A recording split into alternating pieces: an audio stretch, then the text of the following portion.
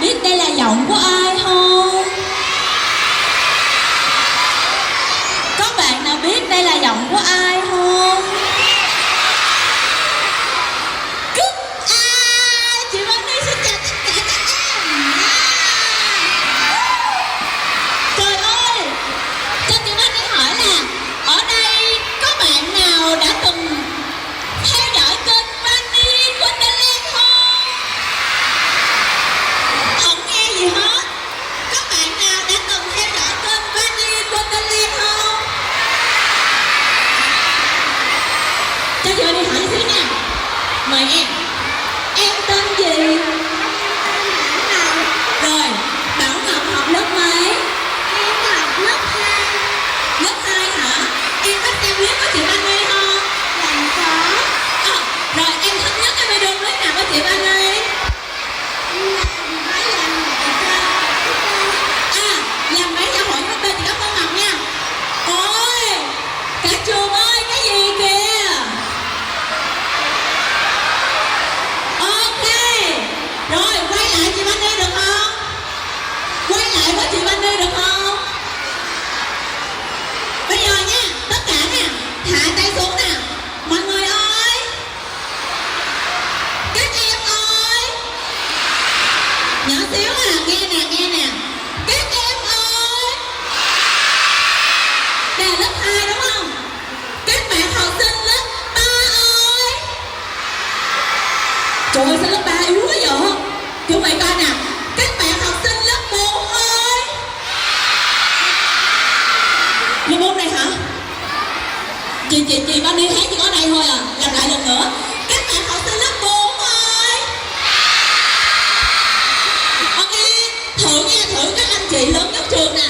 Các bạn học sinh lớp 5 ơi. Trời ơi, lớp 5 mà không nghe gì hết. Thể hiện tinh thần chị lớn, anh lớn của trường. Các bạn học sinh lớp 5 ơi. Cả trường Nguyễn Hiền ơi.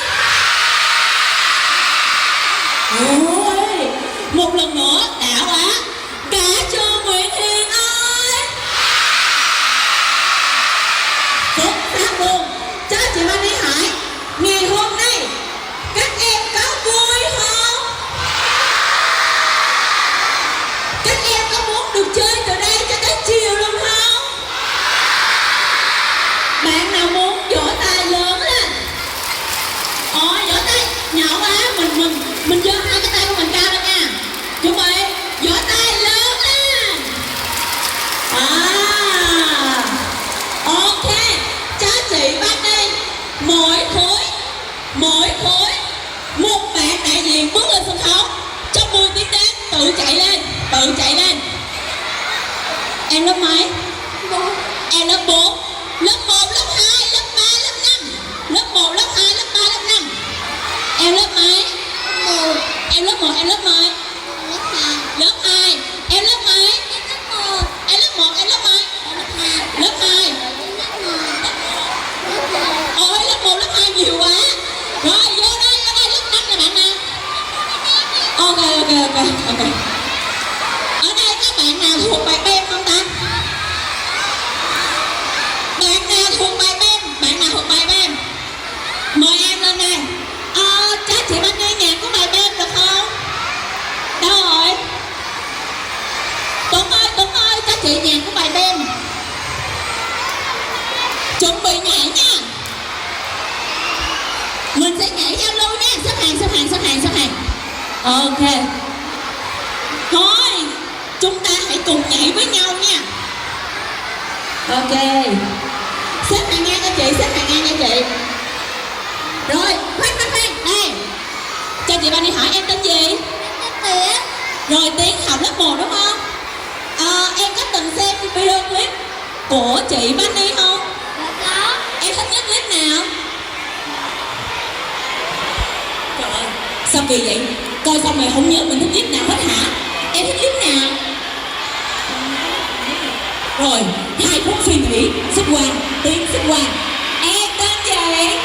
Em tên là Nguyễn Trường Phước. Rồi, Phước ơi, Phước đã từng xem clip của chị Vanny chưa? Rồi rồi qua đây luôn em Phước ơi. Rồi xong. Em tên gì? Nam Khang. Dạ em tên Nam Khang đúng không? Em học lớp mấy? Em học lớp 1. Rồi em đã từng xem clip của chị Bunny chưa? Rồi xong luôn qua đây tối sao khi vậy? Sao kỳ quá vậy? Em xem clip của chị Bunny chưa? Em thấy clip nào? Thích clip chị Bunny đi tìm trứng. Ôi đã là cái clip mà nhiều view nhất của chị Bunny luôn. Em thích clip nào của chị Bunny? Tất cả luôn, trời ơi fan cứng. Ok cảm ơn em qua đây. Em tên gì? Rồi Nhiên thích clip nào của chị Bunny? Đi tìm mực thư trong nhà sách hả? Rồi xuất sắc. Ok nhà sách đây tới rồi, giá giỏi. Em đã từng xem clip của chị Bunny chưa? Em thích clip nào?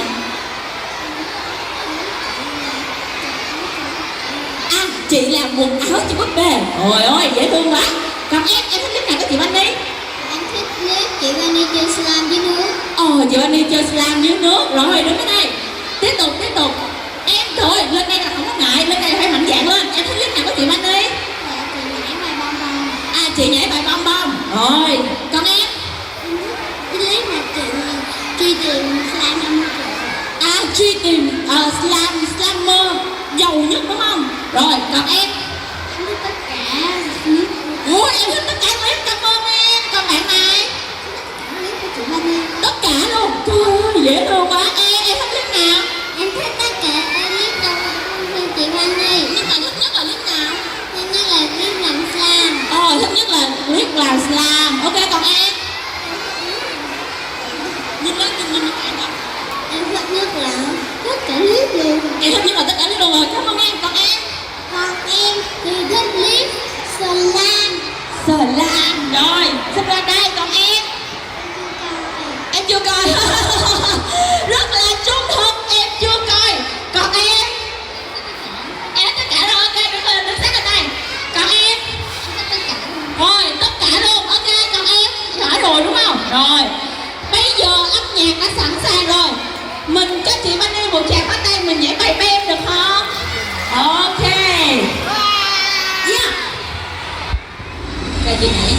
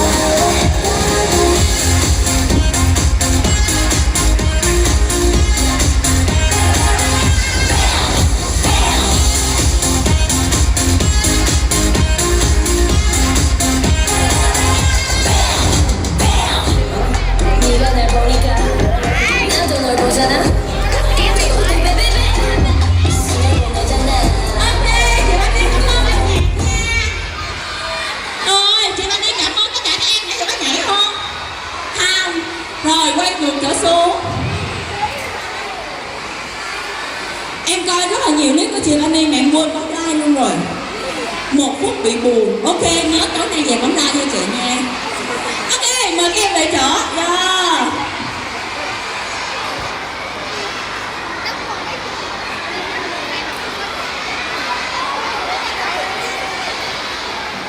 Rồi các em ơi, ngày hôm nay á, khi mà chị Bunny đến đây, chị Bunny sẽ dành tặng 30 suất học bổng cho những bạn nào mà thích múa nè, thích nhảy nè, để được học chung với chị Bunny. Bây giờ thì chị Bunny mời 30 bạn đã tiến lên sân khấu nha. Xin mời. Các thầy cô ơi, cho chị Bunny 30 bạn xuất sắc nhất nha. Đi hãy ơn mày hãy có cái hẹn gặp ơi. Rồi. Kìa. Wow. Em đứng đây nha. Đây, mình đứng sát lên như này nè. Mình đứng sát lên như này nè. Đúng rồi. Ok.